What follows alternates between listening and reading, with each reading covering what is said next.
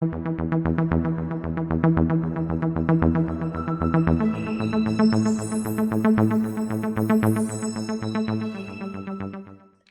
right, we're back for another edition of Adultitis-Free News.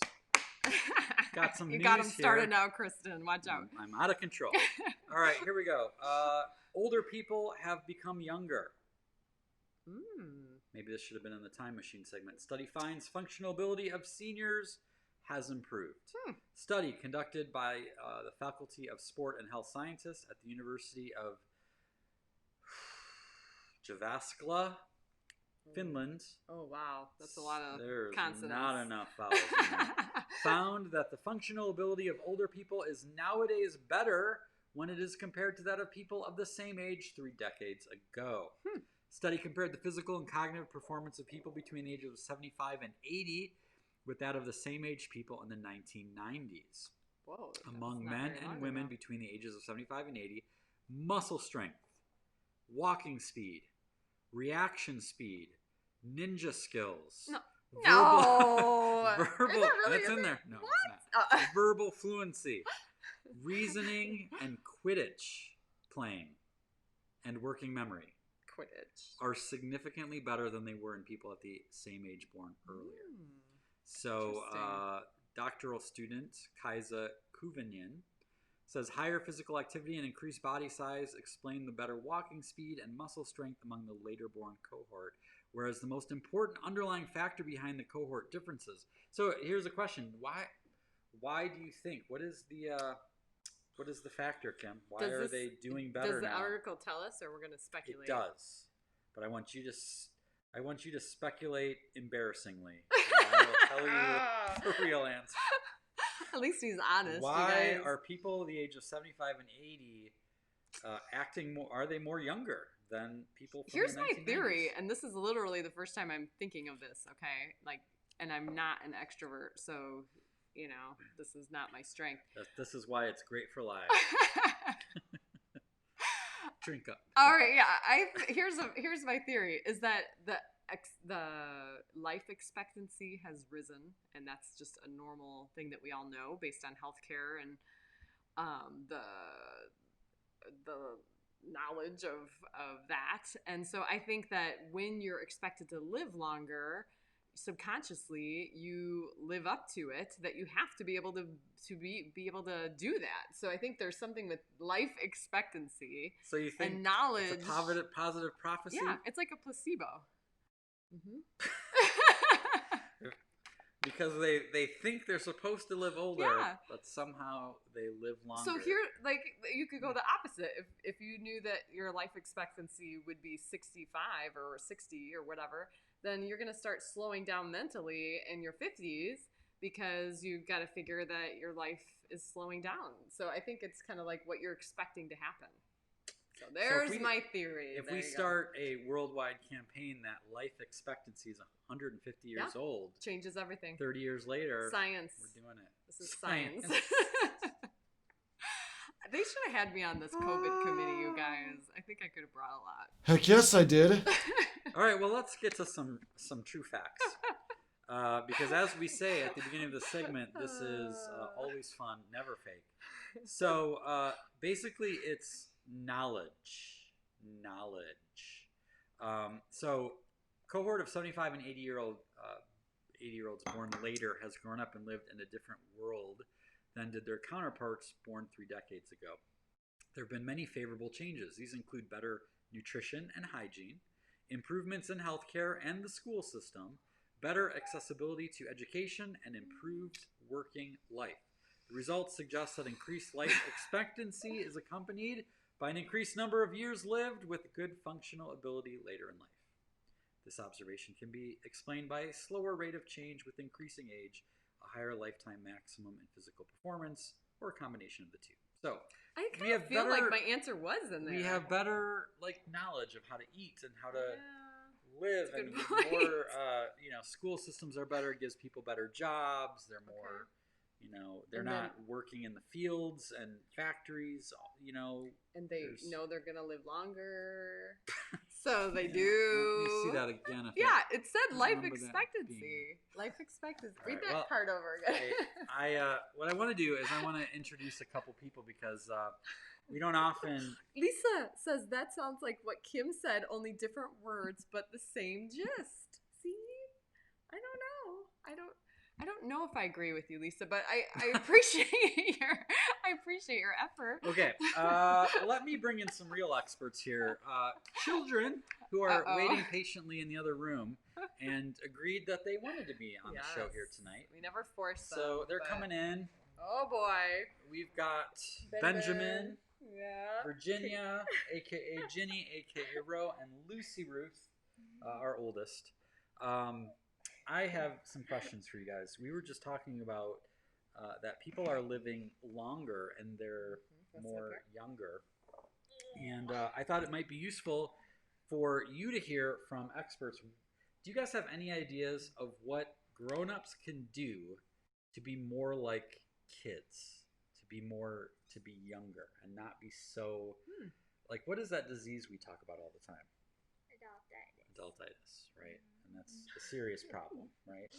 Do mom and dad ever have adultitis? No. Oh, wow. So, okay. I was going to say, I didn't know what the answer would be for that. Miss Amy says, hi, guys. Hi, Miss Amy. So, do you guys, and I know I'm putting you on the spot. I should have asked you to think about it. But do you guys have any tips or advice for grown-ups who want to stay feeling young, what they might do? Like, what would be a good... Break rules that don't exist. Put this girl on the payroll over here. So, like such as what? Can you think of one? That would be a good one. Go on a pajama run. Pajama run. I like that. Ice cream in your pajamas. Having fun. What would be a thing that grown-ups could do to have fun that you don't usually see grown-ups doing, but kids do to have fun?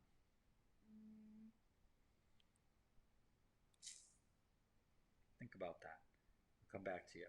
Ginny, what do you think grown-ups should do to be more like kids and feel younger?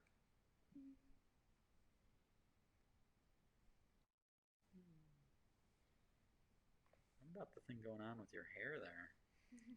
To dye your hair. Dye your hair. You are convincing Grandpa, I know, who is thinking about getting some blue streaks in his hair. Grandpa Kotecki. And he's perfect because his hair is white now. And everyone knows that you need to bleach the hair to make it the color stand out. So that might be a good tip. Ben, did you get anything? Something that is fun for grown-ups that that kids do that grown-ups don't? Play. Look at this, by the way. Good. Kim Stample McMillan says colored hair with purple and blue is a great start. That was before you said that. So we're channeling you, Kim. We're just totally on track. And then look what Jill said after. This is weird. Play. Is this time lapsed? Oh, like, this is is this crazy like talk. you guys are seeing this in the future before we say it? That's awesome. Amy says Team Grandpa. Ah, I think he needs right? to do it. Right? And Shauna says that she needs a sequin pizza shirt. Right? Can you see that? Look up. Sequin pizza. All right. Do you guys have anything else you want to add? Share? Make a living room tent. Oh, that's a good one. Make a living room tent. That's a good one. On vacation, Ro made a living room tent. It was kind of right here, actually, right here in this space. And then we colored in coloring books underneath of it. And it was dark, so we used the flashlight from our phone to see it. So that was pretty awesome, wasn't it? Anything else, Lucy? She's always got something to say about fighting adultitis. She's been around the longest. Any other comments before you guys head back? I thought that maybe you could play at a playground. That's a good Ooh, yes. way to fight adultitis. Swing. Which makes me Go throw down the up now, slide. apparently. Yeah. You know, am I the only grown-up that can't swing on a swing anymore? Out of practice, maybe. Maybe Darn that's what it you, is. Your old body age. is not used to I it. know. Maybe I just gotta keep practicing. So. All right, you guys. Well, thank you. Thank Say you for bye. being our little special guests. Oh, got it. All right, pizza shirt. All right. That was good. Hopefully that was helpful. I've got another one here. All right. Kayaker finds bottle with decades-old message, reunites it with author. Oh. Isn't that cool? After Wow. more than 3 decades floating in a Delaware river, a message in a bottle has finally been found and reunited with its author. Aw. Local resident Brad Washmuth found the 35-year-old relic while kayaking on the Broadkill River in Milton earlier this month, just days after Tropical Storm Isaias barreled up the East Coast. He then brought the bottle to the Milton Historical Society, where a curator helped him find one of the 2 people who wrote it back in 1985. Oh. Kathy Riddle, no relation to Tom, who still lives just a few miles away, told the station that she wrote the letter with her cousin and threw the bottle into the water at Prime Hook Beach. The note included several childhood topics and described, for instance, what pets their family owned at the time. We like animals a lot, they wrote. Do you have any pets? Aww. We have a dog. Aww. Washma said he was surprised the bottle was in the same waters so many years later. Wow. With the tides and the amount of storms that come here, tropical storms, nor'easters, hurricanes, over 35 years, you'd expect it wouldn't end up in the same waters. Riddle floated a different theory. She said it didn't travel very far, she said, but perhaps it traveled the world and came back. Aww, I like that's that. a neat story. That is a pretty cool story. It kind of reminds me of the story you tell of in childhood when you guys did those released balloons with a message. Yes, I think I was in. It was very popular in the 80s, grade. Right? We released balloons that was tied with a little message written in, covered in laminated, and I was the only one in the class who heard back, and it made it all the way up to Lake Michigan. Wow. So we were about 2 hours southwest of Chicago, where we grew up, and someone found it on the shores of Lake Michigan and sent it back. And like the letter was sort of I don't know what the word is. It wasn't fully intact because of the weather and the water. Yeah. So it just said Jason Cote, K-O-T-E, was on there.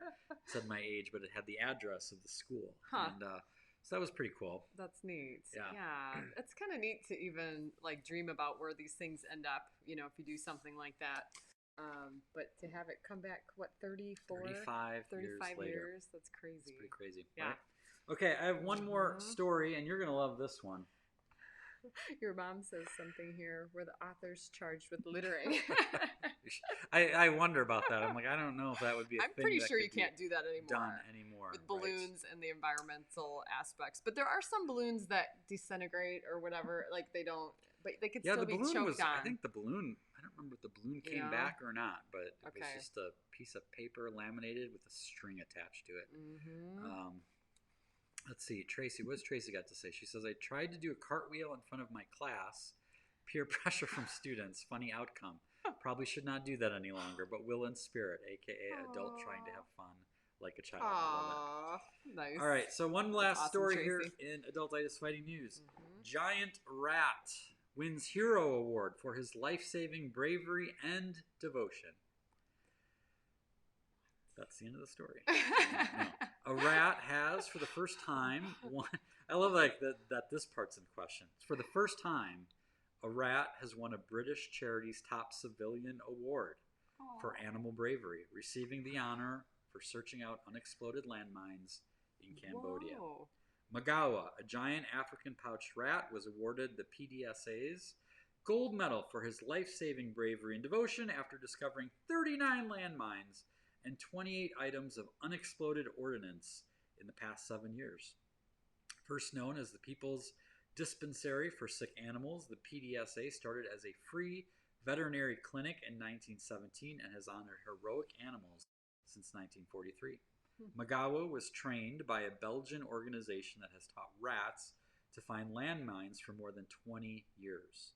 They work with programs in Cambodia, Angola, Zimbabwe, Mozambique to clear millions of mines left behind from wars and conflicts. Wow. It says Magawa is the group's most successful rat. He's an overachiever, having cleared more than 141,000 square meters of land, the equivalent of some 20 soccer fields. And Wow. Describes the medal as a huge honor for our animal trainers. Aww. It says it's also big for the people in Cambodia and all the people around the world who are suffering from landmines. Now, you might be wondering, why rats? It says giant African pouched rats are used to detect landmines because of their intelligence, size, and lifespan of 8 years. Their size allows them to walk across minefields without triggering the explosives and do it much more quickly than people. Well, this makes more sense because I'm like, they're basically using these little guys as. I pictured them blowing up every time they went over my landmine. Anybody else? Anybody else? Because I'm like, did he just not find enough of them? Like, why was he so successful? So that all, you wound it up at the end. Thank you for that clarification. This is what I do. By the way, there's a cool thing going on here of like, we got Teenage Mutant Ninja Turtles. Yeah, Splinter should have been awarded that at some point, I would think. And Rodents of unusual size, I don't believe they exist. We just watched that. It's classic. Well, yeah, Shia says got to check the fire swamps. Fire swamps, right? Yeah. Well, I thought this would be a good opportunity to bring on an expert, a resident rat expert. Yeah, right here which at could our be, rental home. I know you're freaked out about even the concept of this, but we have someone here that many of you know, Jenna Regis. Yay! Who, cheer on. Also, she does a lot around here, as you know, but what you may not have known about Jenna is that back in the day, she owned pet rats.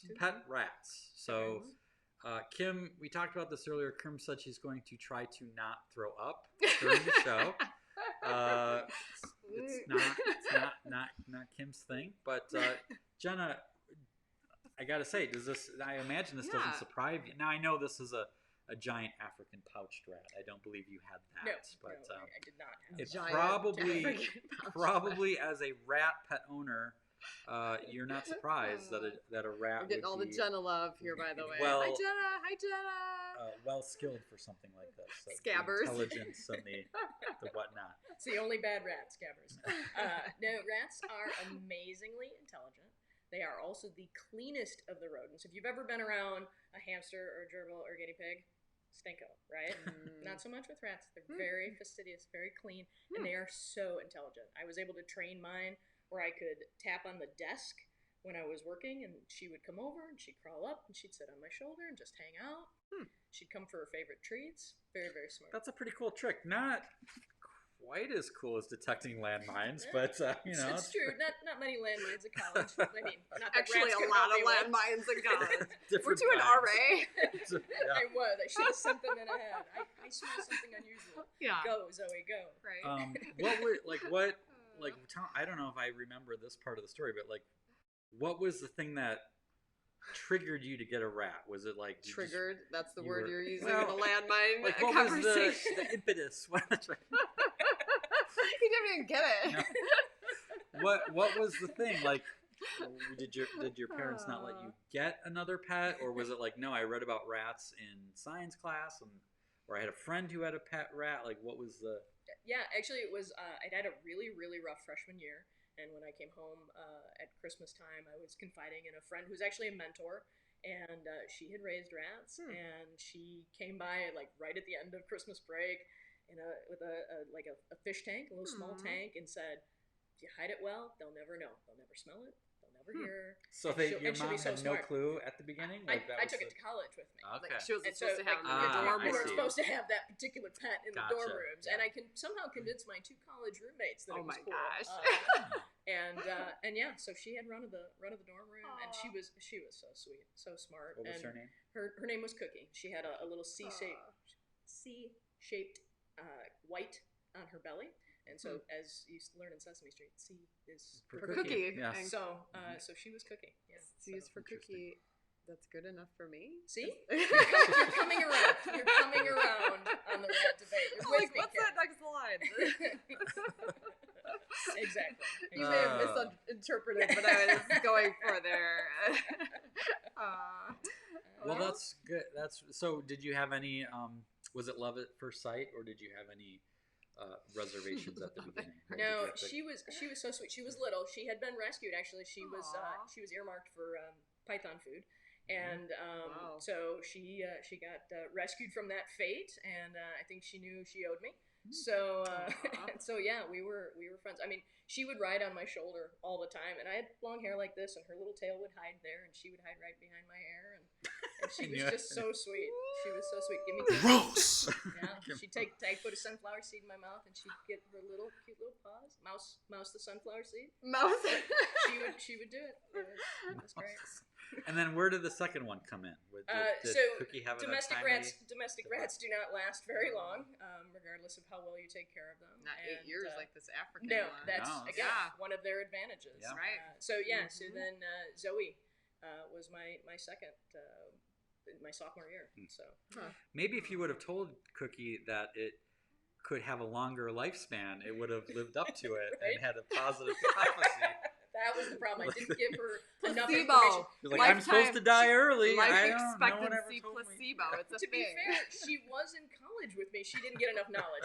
Maybe I didn't give her enough books to read books to read. She never Comes ate my full circle homework. I here, never got to friends. use that. She never ate my homework. Aw, I couldn't- man. She's too smart for that. Come on. Well, Paul says he had Uh. pet mice in college, There just you a go. matter of scale. Right? Nice. Um, People are enjoying you looking a bit worried. What's Connie say? Hi, Well, Connie. Connie, we also had a Connie. pet rat growing up, and she was so Aw. smart, and we all adored her. Thank Wow. you. Right? That's- See? Testify. That's- Right? Hashtag I don't know that you should Team talk Jenna. about Carrie like that. That doesn't seem very nice. Oh, no.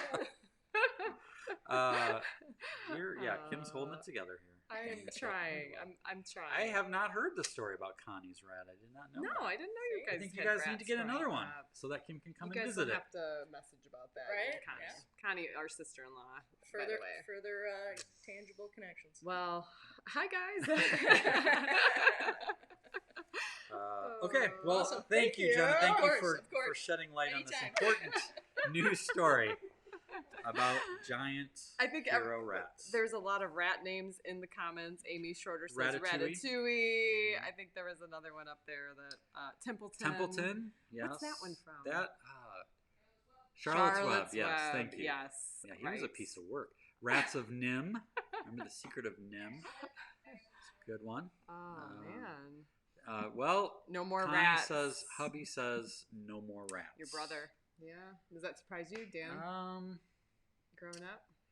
It kind of. It wouldn't surprise me if he was okay with it, but it doesn't With surprise his- me that he's not. With his degrees in biochem, it seems like rats are a He part probably of that somehow. dissected a few in Yeah, his day. I I would would say think. that with his bio background. But Yeah. all right, well, it's time to move on. That was our adultitis-free news.